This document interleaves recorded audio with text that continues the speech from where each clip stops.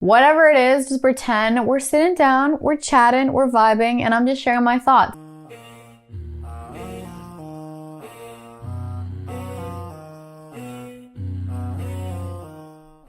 Assalamu alaikum wa rahmatullahi wa barakatuh, ladies. What is poppin'? What's up? Like I said, I do want to know, so let me know how you doing, how it's been. Today's video is just me sitting down, talking to the camera. Hopefully you guys grab your drink, whatever your go-to bev is, water, boba. If you know me, boba is my entire personality. Just pretend we're sitting down, we're chatting, we're vibing, and I'm just sharing my thoughts. You're sharing back, obviously not literally, but I would love to just, like I said, hear your thoughts in the comments or message me or whatever it is. Today, I hope that y'all will listen to me reflect on deleting social media, optimizing time without any digital presence, and then just finding balance in life without social media. You know, cancel culture is a thing. She's real. And so I do want to preface that I'm not preaching about social media. Whether it's beneficial, harmful, it sucks, it doesn't suck. This is not a pro-con debate video. It's just me sharing my own thoughts about life without social media and what drove me to try it out and what life is like without it. These chit chats are just an opportunity for myself to storytell, share reflections, experiences, open up discussions for you guys to chime in, comment below. Not me telling you what one way is best over the other, because who am I? Who am I to do that? Literally. Who gives me the right to do that? So I wrote down notes for myself to refer to because I can spend hours just chit-chatting about it, and I don't want to stray too far off here and there in different unimportant topics. I'll basically be walking you guys through the story of why I left, how I left, and then any visible impact in life and lessons learned for myself without being on social media. Let's get into it, I suppose, then. Why did I leave social media? For me to be able to answer that correctly and accurately would require probably a walkthrough, a quick crash course of the timeline of me leaving social media and how specifically my relationship to social media changed over time to me to get to a point of just completely deleting it. I've always had a love-hate relationship with social media, and it really shifted near the end of high school. In high school, I used social media as just a social purpose. So a space, a digital online world that would help me maintain and build social relationships. I mean, that was what I was on. I was on Instagram, Snapchat in high school, and it would just be an opportunity to keep up with my friends, check out and see what other people were doing. And things shifted when I was nearing high school graduation. I started asking myself questions. Who is this person?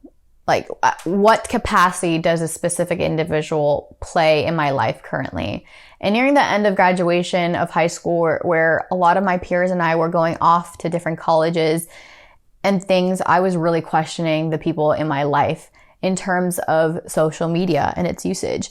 This is really silly, but Snapchat has this feature where you can keep up streaks with people, right? You and that person send each other a snap a day, and you have this like number going across telling you how long you've had this snap streak for. I realized that I would be in contact with people for only streak purposes. Like, I would send a snap to my streaks for the day, and that would be it. Some of these people that I would have long streaks with, like 100, I don't even know what a big number is these days anymore, I didn't talk to. I mean, never communicated once more so than that streak pic.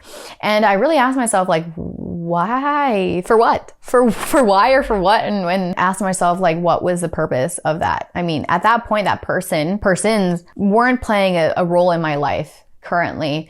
And I questioned having a crave to stay in touch with them. So at the end of high school, like nearish graduation, I deleted Snapchat, and I reconciled with the fact that, like, yes, that the social scene or my friends would decrease. And then I asked myself, like, if people really want me in their life, they're going to migrate Snapchat invites and hangout plans and all these things to iMessage, or at least another platform that I was on, because I was still on Instagram at the time. You know, if I was important enough in their life, our communication to each other would not stop after I deleted Snapchat. And so for me, Snapchat was the biggest social media platform that fueled sociability that like fueled my social engagement with people, that for me felt like it was there for building relationships. And when I deleted it, I realized, what was all that for, right? Like, was I being intentional about the people I was investing in? Was I doing my due diligence about sharing things on my story and asking myself, am I proud of what's out? You know, all these questions that started to just literally funnel in and pile in at the end of high school. And so I took that jump and leap and I deleted Snapchat. And that was the biggest thing over that summer going into college, where I did drop off the face of the earth with some people that I only kept up with on Snapchat. But I was happier. I was relieved that I wasn't posting on my stories all the time. It was awesome. It was cool that not everyone knew what I was up to. That yes, I mean, people on Instagram still would keep up with me and other platforms, but I didn't have it as a pressure to keep up with people on the streak when I really didn't find any social purpose and fulfillment keeping up with them to begin with on something like Snapchat. And that kind of like walks me through to the beginning of college. College in undergrad was the first time I was around hustlers. I mean, everybody I felt like at college was an entrepreneur of sorts. And that was the first time I shifted my perspective of utilizing social media.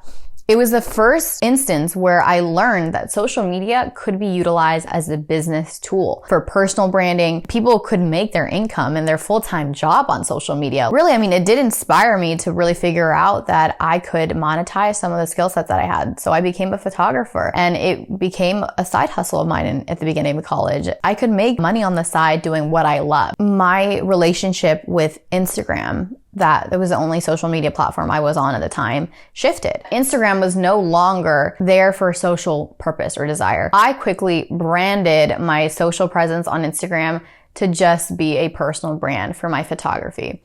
I would post my content out there, my photo edits, reels became a thing. And fast forward, TikTok in the height of the pandemic was a huge platform that everybody was turning to get their brand out there. And so naturally, I did as well. So college kind of ceased to exist. I went online for Zoom University at the end of my freshman year. I'm probably disclosing my age. And I was using Instagram and TikTok as platforms for brand building. I was putting myself out there as a photographer, and at the time when the pandemic hit, a self-portraiture. I think the hardest thing was that shift in mentality of utilizing social media for a brand grind. I started putting out content, especially on TikTok, that was trending. I jumped into what people were liking. It became a complete near obsession where I would put out edits that I thought would become the most viral, or would use hashtags that were doing well. And TikTok was a complete absorption of everything that I felt like the height of the pandemic was. This culture of becoming the next content creator. And so I bought into it a little bit. I bought into branding myself online on TikTok and on Instagram to do just that. I was trying to be that Muslim content creator, self-portrait girly, creative who did a bunch of different things. I did get viral at some points. And it was just like, at the end of the day, I asked myself what I was doing it all for. I mean, I sincerely started questioning my own motives, which thank goodness I did. And that brings me to the point of the biggest discussion is, why did I leave social media? And the two biggest factors for me was, one, intentionality, and two, sincerity, which are similar, but I lost figuring out the correct intentions for being on social media. I really got absorbed into likes, into what works, what clicks. It became really hard. I started asking myself, and continuously at the beginning of shifting to becoming a brand focused usage of social media, I would question and reflect on my intentions and whether I was being sincere in what I was doing in terms of what I was putting out there. And when it got so confusing and so hard for me to answer the why, I really had to sit down and just talk to myself and talk to God, like talk to Allah subhanahu wa ta'ala first and foremost, for this ability to really renew my intentions and become sincere in what I was doing. And I got to a point where I was putting out content that now, in hindsight, in retrospect, isn't something I want out there. Felt trivial. I wouldn't be proud of sharing. That sounds dramatic, but I came to terms with the fact that, especially on social media, everything is out there, whether you like it or not, on your own doing. And would you be proud of it years later? And more importantly, would you be proud about discussing it and answering the why of it in front of Allah subhanahu wa ta'ala? I got so scared about this concept of sincerity, that you are not supposed to show off. You're not supposed to be arrogant. You're not supposed to think you're better than someone else. And I would ask myself these tough questions that I at some points just couldn't fathom or answer. Who gives me the right to think that I am the best X, Y, and Z? And I don't know what social media does, especially if you're using it for brand building and brand purposes. It is so easy to fall accustomed to wanting to become popular, or wanting to become famous, or wanting to become viral, or whatever it might be. And aside, you might be asking, okay, girly, why are you back on YouTube then? And I answered that question really in my first relaunch video. And it's because I can wholeheartedly tell myself, because I'm not here to explain myself to others, but I'm here to tell myself and talk to my own creator that I'm putting out content that truly I couldn't care less what happens to it, or where it goes, or how many people it reaches, or who's watching and who's not watching. And that's not this current state of my headspace in terms of putting out content wasn't at all where I was 2 years ago, when I was really navigating the first time becoming viral and these facets that now feel, more grounded. I mean, that's what Instagram and TikTok was at the time, in the height of the pandemic, that everybody was flocking online to build some sort of presence for themselves. And it was a struggle. It was a mental struggle to figure out what was going on. And I got so lost. And the thing about social media is you feel so great about it so often and so quickly and so fast. I didn't even recognize when it became a numbers game for me. I didn't even recognize that I started putting out content that I wasn't necessarily passionate about, but I knew it was going to trend and I knew it was going to perform well. I can't even pinpoint the point in time where social media just became that kind of mind hustle and that mind game for myself. And I really had to ask myself, and subhanAllah, it was because I watched, at the time of that pandemic era, a lot of Islamic content was going and shifting online. And subhanAllah, I watched these back-to-back videos talking about intentionality and sincerity. And subhanAllah, it felt like the Sheikh was talking to me. When you're making dua to Allah subhanahu wa ta'ala and you're waiting an answer, those videos were answers. I was struggling. I was asking Allah subhanahu wa ta'ala for so much clarity and guidance. And I stumbled on these 2 and 3 YouTube videos that every week talked about this new facet and concept of intentionality and sincerity, and not judging others, especially on their intention and on their sincerity, but then also asking yourself, how are you being intentional? And are you being intentional? Are you fasting with your thoughts about negative things about others? Are you guarding yourself from gossip? All these things that started to surge my ability to reflect and to answer some of those tough questions. And for me, the answer was no. I wasn't doing it with the pure intentions anymore at some point. And I decided to leave. And that's when I did. In that weird pandemic era when everybody was flocking online, I went offline. I deleted Instagram. I deleted TikTok. I had already deleted Snapchat. And for the first time in my life, I felt alone. And that was good. I needed that. The pandemic in itself of that era really forced all of us, and myself included, to grasp with the concept of being alone with yourself. And loneliness and being alone are different. And that's what I learned. It was what I needed. And Allah subhanahu wa ta'ala knew I needed it. And He helped me get to a point in time where I became comfortable in being in my own skin and refiguring out what was important to me, who was important to me, how I was investing in others, and why I was investing in others. I started to really reflect on my own state of what social relationships look like. And I'm so glad that that's what the biggest thing being offline has taught me, was reanalyzing the importance of social relationships, but understanding the role that it plays on me, and therefore becoming even more intentional about how I'm spending my time with others. To explain, I guess, like how I left cold turkey. I know that doesn't work for everybody, but it worked for me. I pressed delete and I never looked back. It felt really crazy and dramatic. And I remember having screenshots of when I was deleting it because it was a big momentous occasion for me. That was it. Delete, and delete. And after that, what I noticed was this weird, habit of checking your phone and going on the social platforms and then not having it. I think that was the biggest, weirdest thing to overcome, was recognizing that I was so used to using social media, and that when I would grab my phone, it would just be instinct to go check the platforms, and the platforms no longer were on my phone. And it was a weird, what do I do now? That was the greatest thing. I had so much more time to do other things that I loved that I wouldn't have had because of really how obsessed or how addicted I was to some of those platforms. But in that time frame of immediately leaving, I struggled of being so offline when everyone was jumping so prevalently online. I didn't know what anyone was up to, besides those that either I intentionally outreached to, or they did because they noticed I was no longer on social media.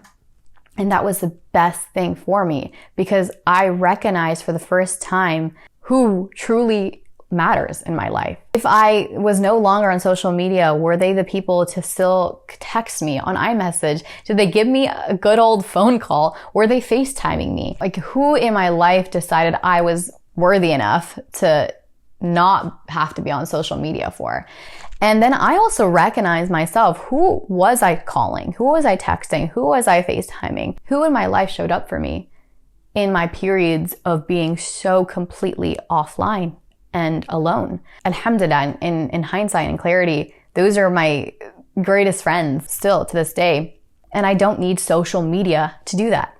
And that was the biggest lesson, and the most visible impact was my concept of social fulfillment and relationships utterly changed. I was keeping up with people because I wanted to keep up with people, and not because I so happened to see them on a feed or on their story or anything. This kind of shifts me into that visible impact that I was referring to. And I kind of just walk through some of these lessons that I've learned from being offline completely. 1, focusing on my own business. I mean, that's the craziest thing. When you're on social media, I felt like I knew everything about people that, of course, they wanted to share out to the world.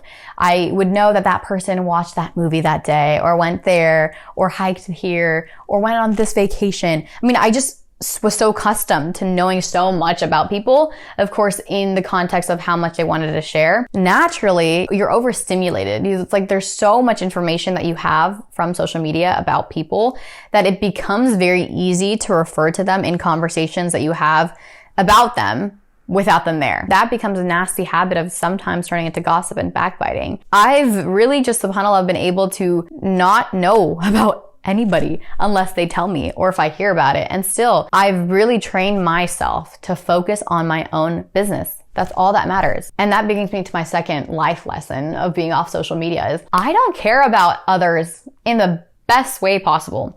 That sounds really dramatic and cruel or honest. I'm just being honest. I don't care about people in the fact of wanting to know what this person is up to 24/7, 365. I broke that unhealthy habit of feeling like I need to keep tabs on certain people, and it really forced me to analyze my own day-to-day and my own life, and really focus my time and my energy on those that mattered, that showed up in my life post social media. The next lesson that I learned was being cognizant of how much I was sharing, because on social media, even with content, with stories, with everything, I forgot that boundary of oversharing and disseminating information incorrectly. Sometimes there's so many news feeds and news outlets that you have this desire to just reshare or repost immediately because everyone on your timeline is resharing. And if you didn't share, you look like a bad person or whatever it might be. That really was such a weird habit that I had on social media. And so going off social media, I started to ask myself, was I sharing just because I felt like I needed to share, right? Was I being sincere and putting things out there or making statements or whatever? And then the next thing is there's so much misinformation out there on social media. And then I really asked myself, I was like, what if I shared misinformation, right? You are a part of that communication of spreading inaccurate information. And that terrifies me, especially when it comes to things about deen. If I was sharing stuff incorrectly, that's scary. That I'm literally unintentionally sharing things that are inaccurate or fabricating things about whatever it might be. I never intended to do that, right? But what if I fell into that accidentally? And that was the biggest thing. So like now coming off social media, I'm really, really aware and cognizant about oversharing my wins, what I work on, my successes to avoid nazar, right? I'm typically one to not share. And if you know that about myself, it's only because I am very selective as to who I share to in terms of my day-to-day. You never know who's really on your side. And our deen teaches that so prevalently. It's like, you don't know who sincerely loves you for the sake of Allah. On social media, that becomes so blurry because you'll be sharing so many things. I would share such cool stuff that I thought I was working on, brand partnerships, all the stuff that I wanted to celebrate. And I never took a second to ask myself, are people really on my side?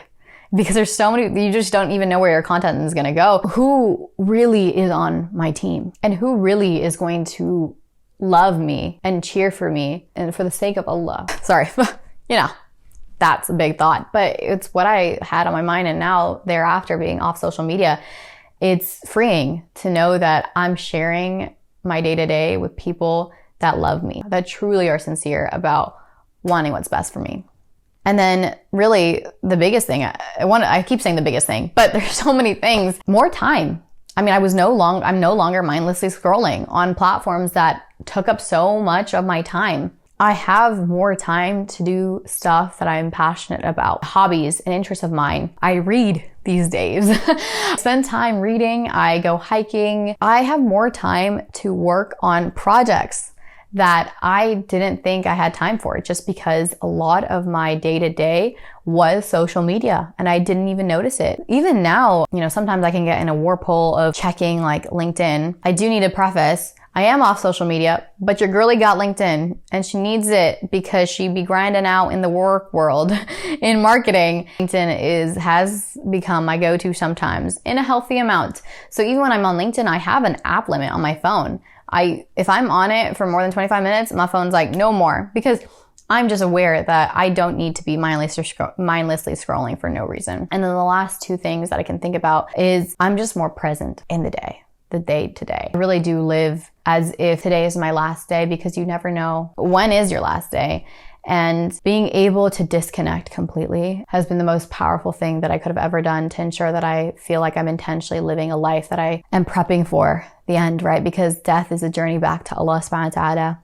And being more present in my normal activities, deen-related activities, and my salah has been changed dramatically after disconnecting. And the last thing is increased relationship building. There's been a more intentional connection that I put in the people that I surround myself with. And that's just because I know that through it all, they're there for me no matter what, especially because I don't need social media to keep up with them. And so that kind of leads me off to, answering, what do I do without social media? What is my life like offline? And really, life is quieter. I don't know what anyone is up to, and I don't care that I don't. When I go meet people and I'll catch up with them, conversations feel so much more real. Like we can finally share to each other, A, what they think is important in their life, and then B, what I think is important in my life to tell them. And it feels more organic. It feels more real. It feels more fulfilling. And so I have a lot more time for hobbies, personal interests, for deen, for other things, for me to be a better friend, a better daughter, a better sister, a better version of myself without social media. I'm sure this was long. Just spieling, chatting. I do not actually have a beverage with me, but I hope you do, because this is probably a long one. And I would really, really love to get your thoughts about just this concept of living without a digital presence, because it's something that I feel like was really important and transformative for me. And I understand that's not the case for everybody. So I would really love to hear your opinions and your takes about just this concept of finding a healthy balance, whatever it might be, right? Because that balance looks different for everybody out there. But what does that balance look like for you? Okay, that's it. That's all for this video. It's already probably long enough. Stay tuned for more videos, more chit chats like these, but also tune in to career-oriented talks on Tuesdays. Please like, subscribe, comment down below. And I'll see you next time, inshallah. Assalamu alaikum wa rahmatullahi wa barakatuh.